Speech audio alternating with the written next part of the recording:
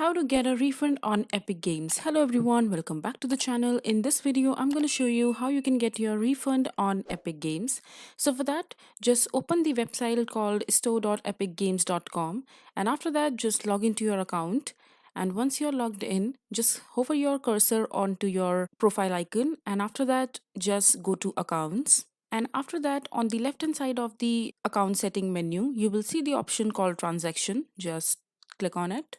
And as you can see that I don't have any purchase transaction or history as of now in my account because I haven't purchased any game on Epic's Games yet. But if you have purchased games on Epic Game, you will see the transaction history on this particular page. So in order to get a refund, all you have to do is just click on the particular transaction that you want the refund for, and then there you will see the option called refund. All you have to do is just click on it and your refund will be initiated. And this is how you will be able to get your refund on Epic Games. I hope you find this video to be helpful. So that is it for this video. If you find this video to be helpful, make sure to hit that like button and don't forget to subscribe to our channel for more such informative videos, and I'll see you the next time.